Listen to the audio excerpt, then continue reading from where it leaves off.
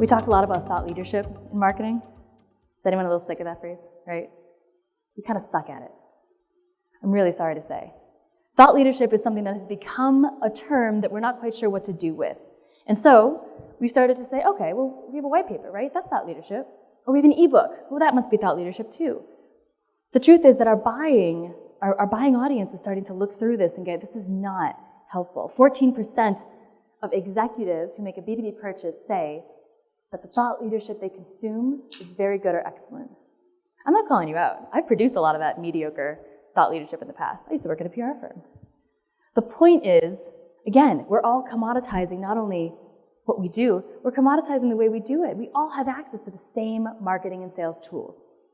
And unfortunately, we haven't stepped up to the level that our buyers need. Let me show you some examples of thought leadership that I think break through. This is a company called Catalent. They used to be called Hourly Nerd. Catalent was they do like gig economy work. They'll help you find contract workers, right? So they're selling to that HR audience, but also anyone who's responsible for hiring, which is everybody in business.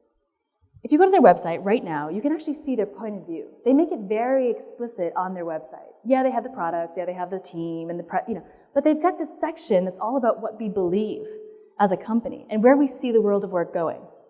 If you were to visit the site, you'd see this. The future of work is agile. They have a perspective on where things are going in the next 10 to 20 years. Is that on your site? Can a buyer who's looking you up, who's heard your name, go to your site and know what you think is coming? This is Rob. Rob is the CEO and co-founder of Catalent. He's very explicit about why he does this. We want to be thought leaders at a level that goes well beyond what our company does. Instead, we commit to educate the world on a better way to make talent happen. What do you commit to? What are you educating your buyers on and doing consistently? Not one-time white paper, but on a consistent basis. One of my clients is a commercial real estate property management software. It's a mouthful. It's a very sexy industry. They're selling to the person that runs hotels and Class A buildings like this and office buildings, medical buildings. The buyer of this software is inundated with new solutions. There's about 5,000 technologies now in this space.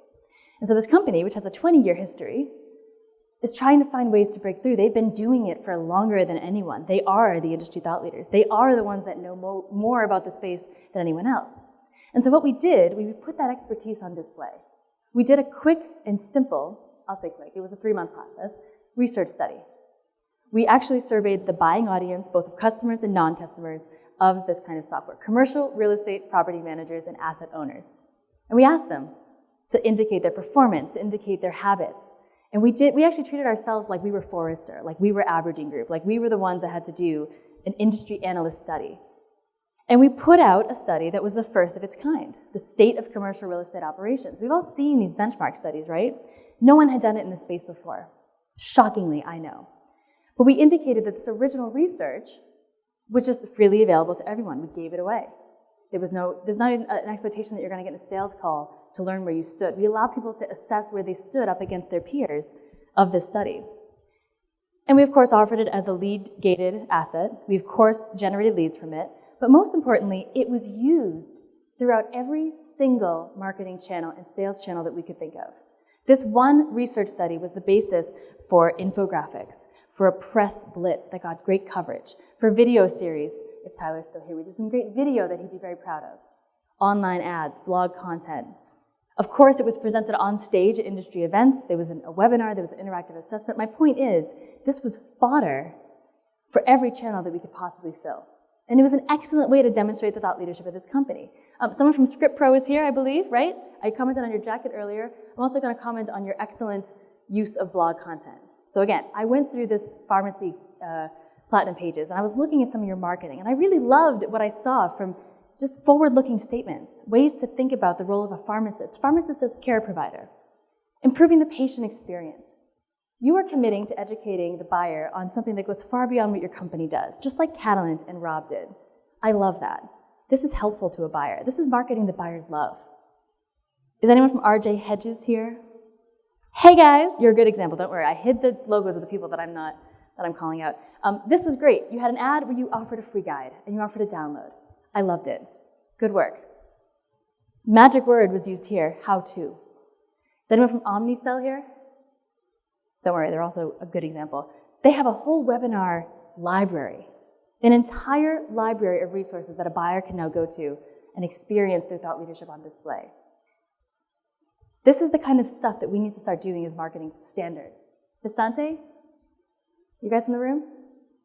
You've got these great videos of executives talking through issues that go well beyond what the product does and instead talks about issues and solves it for the world of the buyer.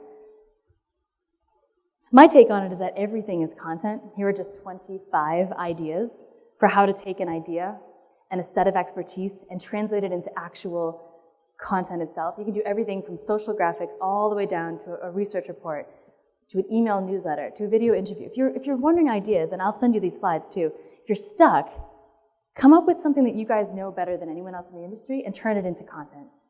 It's a great way to just start that flow. We've all heard of this marketing and sales funnel, right? A lot of us tend to live in the bottom of the funnel when we develop content. We like to go right to the case study aspect, which are important and they're helpful and they're useful, but I'm more interested today, when you look at that competitive set, in the stuff at the top of the funnel that answers the key question that your buyer is going to ask, which is, why do I change? Why do I even care about changing the way that I approach a problem? And they're going to ask that far before they get to the point of choosing you, right? I don't think enough of us spend enough time at that top of the funnel. We say that we do, but we treat it like a PR effort.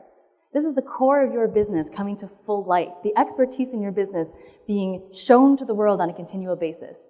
It's not a one-time campaign. This is an actual skill, an ongoing execution that marketing is responsible for. This is what marketing does in 2019. And it has real measurable impact. So if you're sitting there going, I know this to be true, but I can't convince anyone in my company to invest in this. They won't spend the money. They just want me to continue producing PowerPoints and ads. Show them this research from Forrester that demonstrates the impact of real thought leadership.